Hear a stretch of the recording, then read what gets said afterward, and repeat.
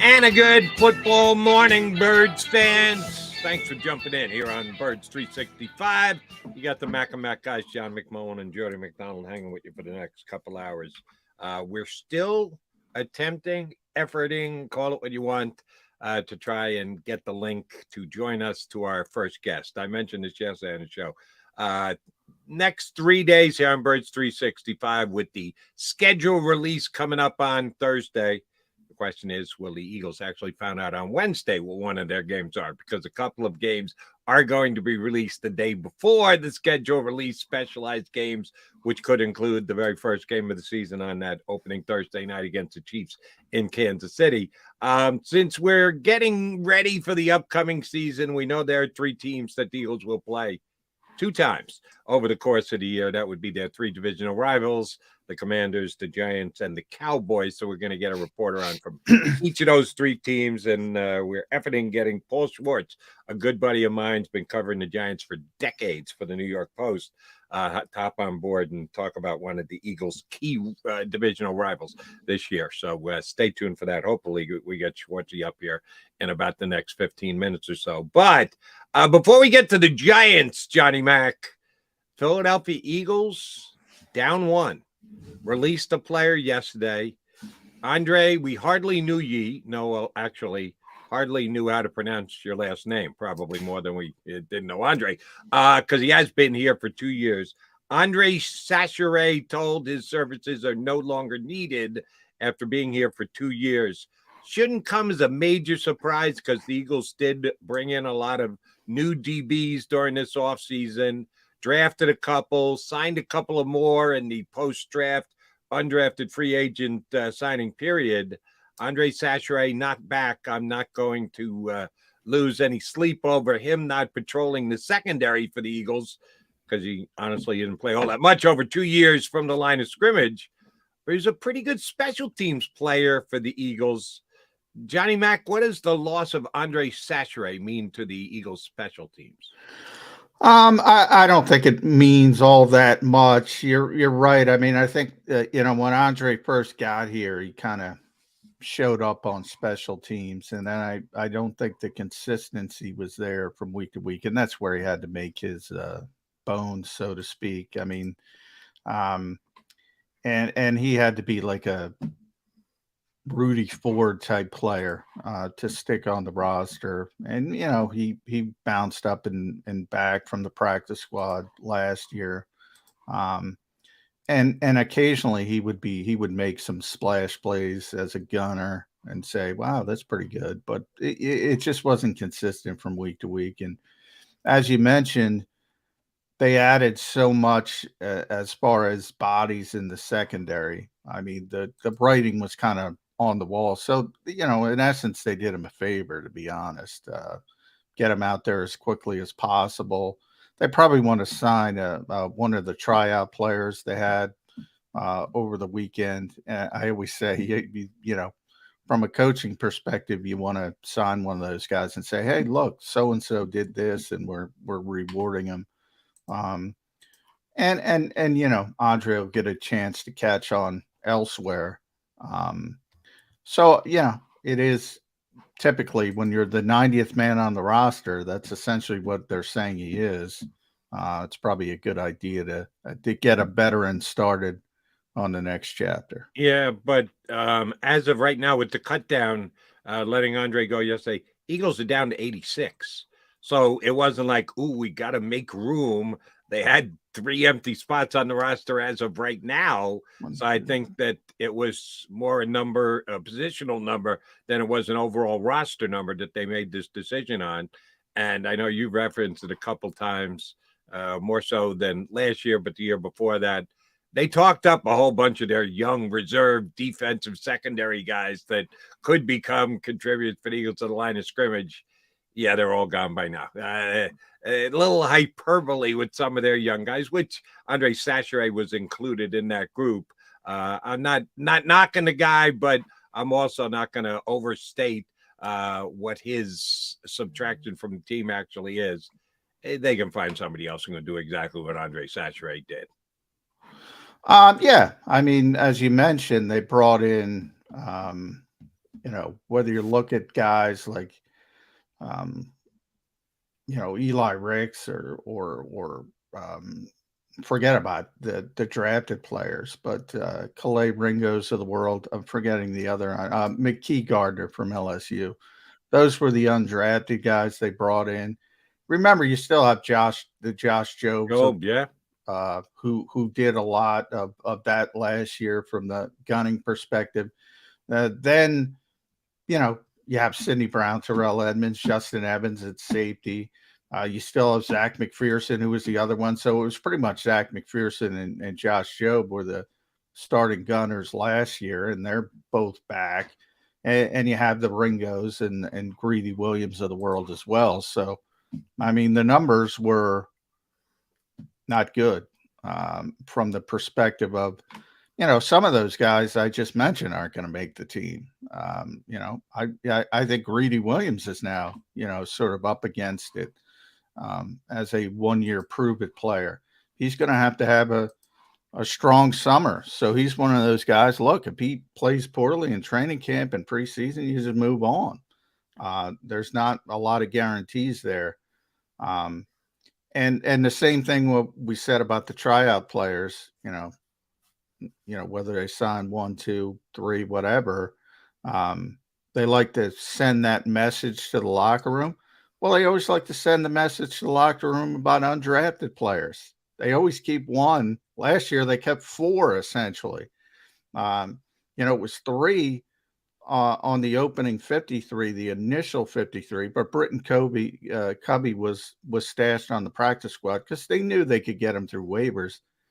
And then they elevated him 3 straight weeks to be the punt returner and then put him on the 52. So it was sort of manipulation. They wanted to keep 4 guys that were undrafted. So, 1 or 2 of those guys is going to stick around as well.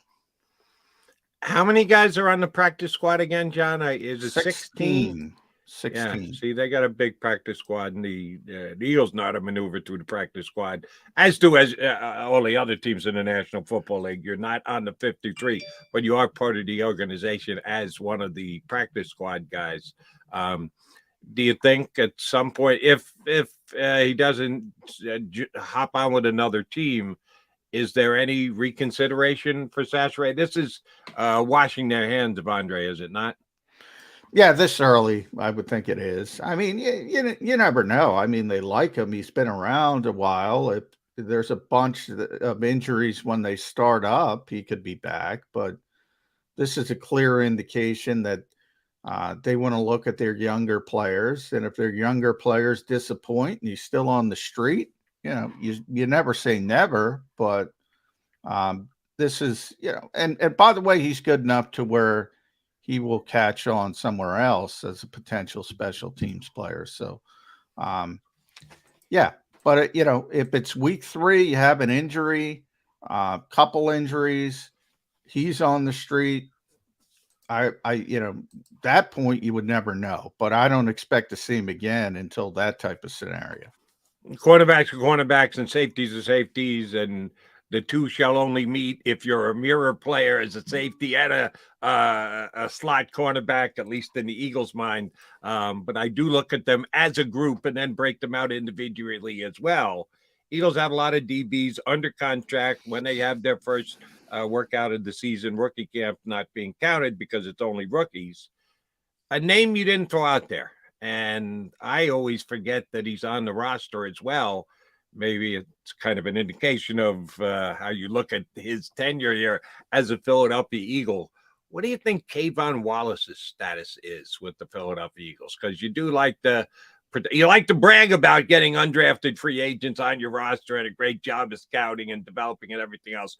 But you made a commitment to a draft pick, and they try to advance those players even more so than undrafted free agents. Wallace played some last year, even made a couple of splash plays, but he also made a couple of bad plays. What would you say, and I know it's way too early to do this, but we do it anyway, what would you say K'von Wallace's status is in the Eagles defensive backfield as of right now? He's going to get pushed. I think the only 3 guys you can sort of use pen instead of pencil at safety are Sidney Brown, Reed Blankenship, and Terrell Edmonds. So then it comes down to, K'von Wallace is probably the leader in the clubhouse for that fourth position, but he's got to hold off Justin Evans. And then it's interesting, like, where are they going to use? I thought the knock against Gardner, McKee Gardner is an undrafted corner from LSU. The knock against him is speed, but he's a big guy. I thought maybe they would move him to safety. Who knows? They might still do that. They have a type. Tristan McCullum is a tall, lengthy guy. He used to play corner in college. They've already moved him to safety. Eli Ricks, big name that everybody knows. Big, tall guy. I shouldn't say big. He's a little bit weight-wise, probably not where you want, but he's from a length standpoint, is what you want. And again, he only ran a 4.55, which I say only. That's not good for an NFL corner. And that's one of the reasons he went from top 10 pick from Todd McShay to undrafted. And I thought maybe they might move him to safety. So there's a lot of potential options to, manipulate and move guys if you see enough from them in training camp to say, all right, we got to keep this guy around.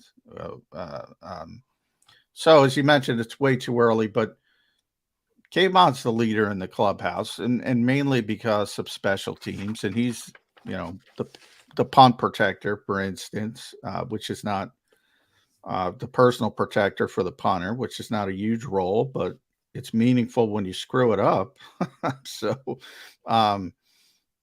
he's been here. So I think leader in the clubhouse is a proper description. But if he doesn't play well, there's going to be a lot of bodies inching to get in there. And that's one of the reasons why, and I know we're doing a self-promo here for 3 months down the road. Birds 365 is a must-watch for you Eagle fans during the preseason, because Johnny Mac's down there every single day, and the next day he's in here with me telling me what did or didn't come down in the limited time they have in practice. They'll put their time in with Michael Clay, the special. Yeah, where else, by the way, do you get personal protector for the punter talk? Where else? That's exactly what I was referencing. Once we get, and John and I are going to talk about it until camp gets here in a speculatory tone. But once the camp gets underway, Johnny Mac will have his insights for you day in and day out. This is a big week because the schedule will be revealed. They finally made the announcement yesterday after we got off the air. Yeah, we're going to do it on Thursday. Adam Schefter had it about 10 days to 2 weeks ago that it was targeted for Thursday, May 11th, but the NFL had not confirmed that until yesterday. We know that it is going to come out on Thursday. A couple of select games will be announced on outlets of their TV partners, CBS, Fox, NBC. It's a whole rollout. Amazon will get to, on their platform, be able to tell what the Friday game, the Black Friday game is going to be, which Peter King, pretty tied in, did speculate last week could be Giants and Eagles for the first ever Black Friday game to be streamed on Amazon. We'll ask about that game. Paul Schwartz isn't going to do any shopping that day. If that's the case, if he's got to be in attendance for the Eagles and the Giants on Black Friday, Paul Schwartz, insider and beat reporter for the Giants for 2.5 decades, is going to join us next. We're going to preview all three of the Eagles' divisional opponents this week. First up today, New York Giants, Paul Schwartz, the New York Post, going to stream in with us here on Birds